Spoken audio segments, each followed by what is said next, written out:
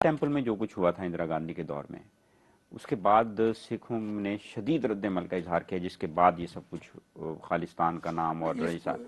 इसको डॉक्टर मनमोहन सिंह जी के वजीर आजम बनने को इस सबसे नहीं छोड़ा जा सकता। बहैसियत फाइनेंस मिनिस्टर और इकोनॉमिस्ट उन्होंने जो अपनी एक पहचान बनाई जी और एक बहुत नर्म दिल, ईमानदार और सबको काबिल कबूल शख्स के तौर पर जो पहचान बनाई, ये उसकी वजह सिर्फ सिख होने की वजह नहीं, से मैं गोल्डन टेम्पल पे ऑपरेशन की बात कर रहा हूँ। इंदिरा गांधी के दौर में जो हुआ था, उसकी क्या जरूरत थी?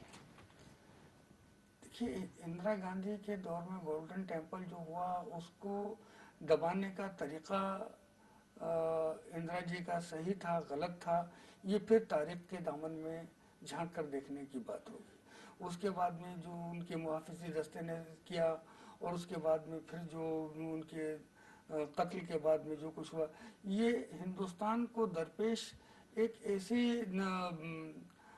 तारीख है जिस पर बहुत ज़्यादा बात नहीं करना चाहेंगे, जिस पर बहुत ज़्यादा कुरेदना नहीं चाहेंगे। जो कुछ हुआ वो अच्छा नहीं था, ठीक। चाहे वो गोल्डन टेम्पल की बात हो, चाहे इंदिरा जी के कत्ल की बात हो, या इंदिरा जी के कत्ल के बाद जो सिखों के साथ ज्यादती हुई, चाहे ठीक। उसकी बात हो। अब सिखों के साथ वहाँ ज्यादती नहीं होती आपके ख्याल से? सिख वजीर आजम, हम्म। सिख वजीर आजम, हम्म। क्या उनके वजीर आजम रहते भी वहाँ सिखों पर ज्यादती हो रही है?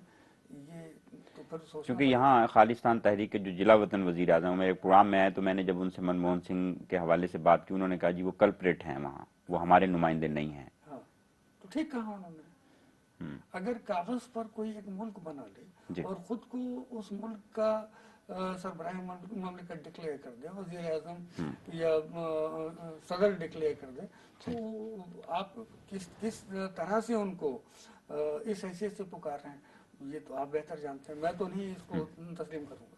ये फरमाइए कि आप बतौर सियासी मुबस्सिर के, दानिश्वर के, एक सहाफ़ी के, बीजेपी और कांग्रेस की जो सियासी हिकमत अमली है या उनकी जो पॉलिसियाँ किस तरह से देखते हैं, और किस जमात को आप ये समझते हैं कि वो भारत के लिए और भारत में बसने वाले लोगों के लिए बेहतर है? हिंदुस्तान में बेशतर सियासी पार्टियां हैं। कांग्रेस एक ऐसी सियासी जमात है जिसका वजूद आज़ादी के पहले मुल्क की आज़ादी की जद्दोजहद के दौरान से है और आज भी मुल्क की सबसे बड़ी सियासी पार्टी है। दीगर पार्टियों में भारतीय जनता पार्टी भी एक पार्टी है और इत्तफाक से आज मुल्क में दूसरी सबसे बड़ी सियासी पार्टी है। मगर जो अगली बात मैं कहने जा रहा हूँ, हो सकता है कि उस पर एतराज़ मेरे बहुत से दोस्तों को हो। मैं भारतीय जनता पार्टी को खाली सियासी पार्टी नहीं मानता। क्या सबब है? हिंदू महासभा का जन्म 1901 में हुआ। उसके बाद जनसंघ जो सियासी पार्टी के शक्ल में वजूद में आई, दरअसल हिंदू महासभा की सोच को लेकर जी वो वजूद में आई। उसके बाद संघ परिवार जिसे हम कहते हैं, आज भी आरएसएस के कंट्रोल में भारतीय जनता पार्टी है, जिस पार्टी की पॉलिसीज कोई दूसरी ऑर्गेनाइजेशन तय करती हो। ठीक उस पॉलिटिकल पार्टी को किस तरह से चलना है, उसका लीडर कौन होगा, किन उसूल ज़वाबित पर काम करेगी, ये कोई सियासी पार्टी तय न करके कोई दूसरी एक मखसूस फ़िरका वाराना जहनीत को रखने वाली जमात तय करती हो, तो आप उसे खाली सियासी पार्टी नहीं कह सकते। ठीक संघ परिवार तय करता है कि भारतीय जनता पार्टी का सदर कौन हो। अडवाणी अगर पाकिस्तान में जाकर जिन्ना को सेकुलर बोल देते रहे तो उनको पार्टी से हटना पड़ता है। ठीक अगर जसवंत सिंह किताब लिख देते हैं, उसमें जिन्ना को सेकुलर करार दे देते हैं, सरदार पटेल को मुल्क की तकसीम के जिम्मेदारों में से एक करार दे देते हैं, उन्हें इस पार्टी से निकाल दिया जाता है। धीरेन्द्र कुलकर्णी जिनकी लिखी स्पीचों पर भारतीय जनता पार्टी के बड़े लीडर्स भीड़ जुटाते रहे, वोट हासिल करते रहे, वो पार्टी से दरकिनार कर दिए जाते हैं। इस तरह के बहुत से वाक़े हैं जो ये बात सोचने पर मजबूर करते हैं कि क्या उनका कोई पॉलिटिकल एजेंडा है, ठीक क्या वो एक ऐसी सियासी जमात है जैसे दूसरी सियासी जमात है।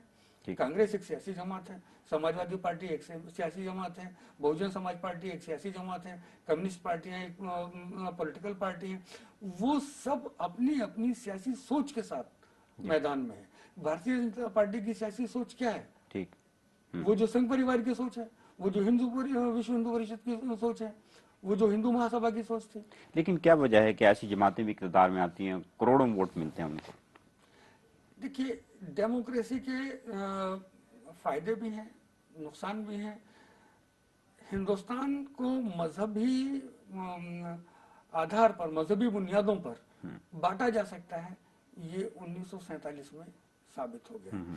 इससे पहले भी अंग्रेज जब उस मुल्क पर हुक्मरान थे तो उन्होंने देखा कि हिंदू और मुसलमान, इन दो लफ्जों से, दो मजाहिब के जरिए खलीज पैदा की जा सकती है। तो आज करोड़ों वोट पाना कमाल की बात इसलिए नहीं है कि वो सोच तो आज भी कहीं ना कहीं जिंदा है, जिसके अंदर लोग हिंदू भी हैं, जिसके अंदर लोग मुसलमान भी हैं।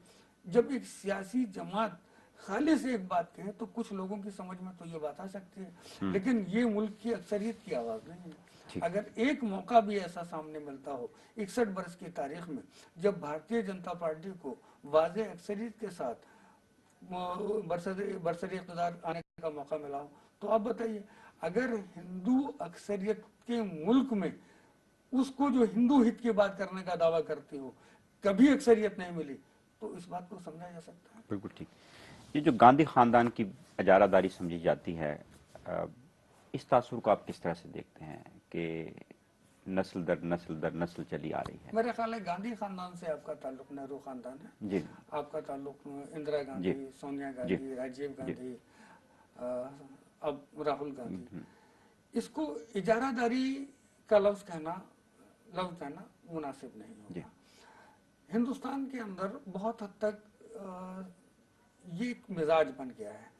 आज अगर आप देखेंगे तो समाजवादी पार्टी के सरबराह मुलायम सिंह यादव हैं।